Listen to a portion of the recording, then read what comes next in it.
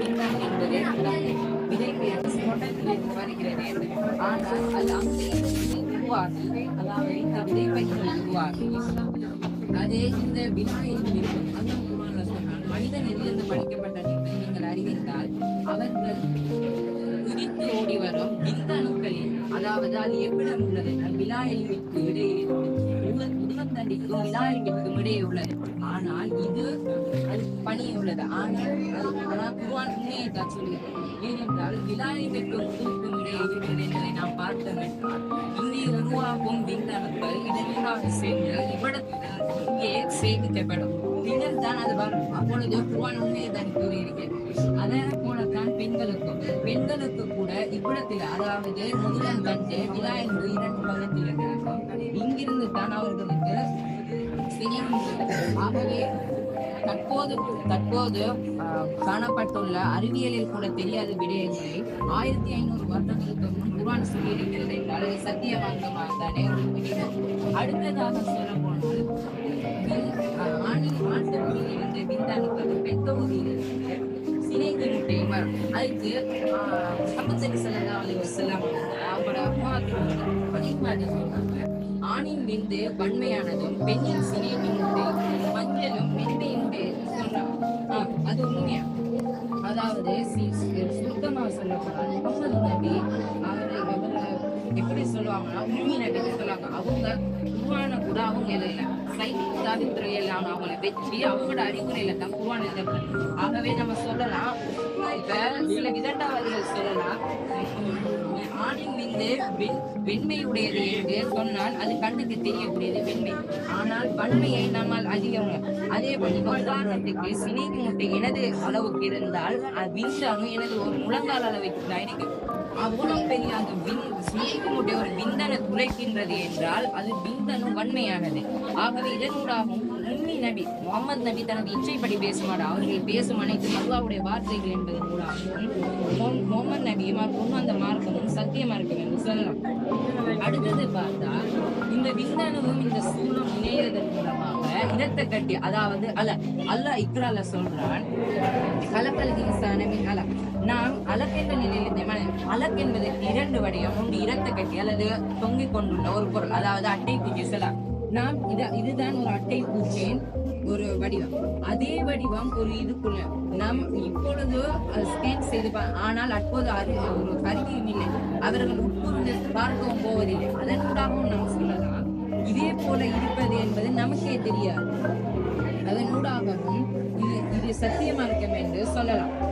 அதுக்கு போறோம் இந்த இரத்த கட்டி அட்டை பூச்சி ஒரு 3 இருகள் பாதுகாக்கப்படும்.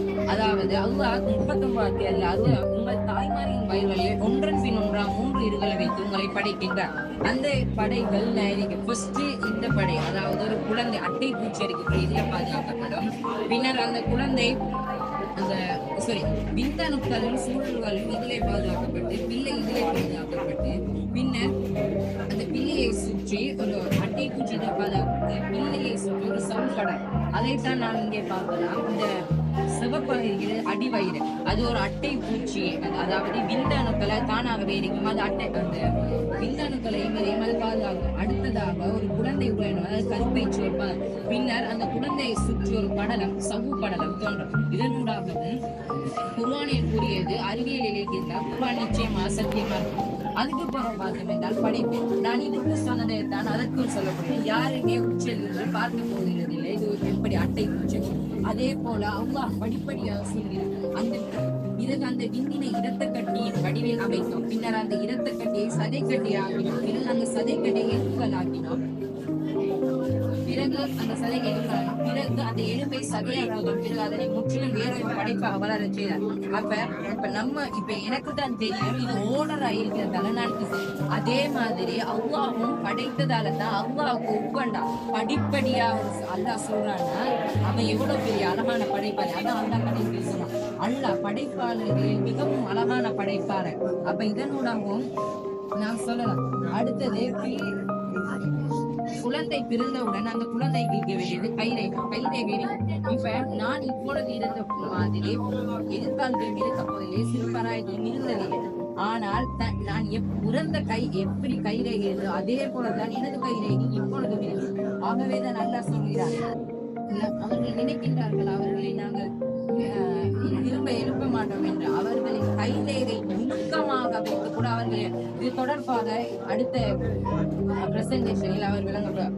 அதனூடாக பரம்பரை இது கூட ஒரு இம்மி நபியால் நமக்கே தெரியாது, நம்மளும் கூட இது சந்தேகத்தாற்படும். அதான் அல்லாஹ்வின் தூதரிடம் அவர் ஒரு சஹாபி வந்து கேட்கிறார், நபி அவர்களே, எனக்கும் நான் வெள்ளை, எனது மனைவியும் வெள்ளை, ஆனால் எனக்கு பிறந்த குழந்தை கருப்பாகவே எனது மனைவியின் மீது சந்தேகமா உள்ளது என்று சொன்னதற்கு அவர் சொன்னார், கேட்டவர் ஒரு ஒட்டகம் மேய்ப்பாளர். அவரிடம் அவர் சொன்னார், நீங்கள் ஒட்டகத்தை வளர்க்கின்றீர்களே, அது சாம்பல் நிறம், அந்த சாம்பல் நிற ஒட்டகத்துக்கு கருப்பு நிற ஒட்டகம் வந்தால் நீங்கள் என்ன சொல்லுவீர்கள் என்று கேட்டதற்கு அதனுடைய பரம்பரை அழகுக்காக. அப்பொழுது இப்ப தற்பொழுது கண்டுபிடிக்கப்பட்ட பரம்பரை அழகே உண்மை நபி, அதுதான் அடிப்படை. அப்படிப்பட்ட நபி சொல்கிறார் என்றால் அவர் எப்படிப்பட்டார் என்று சினியர். இதனூடாக நான் இந்த விதண்டாவாதிகளுக்கும் நாஸ்தியர்களுக்கும் கேட்க வேண்டிய கேள்வி,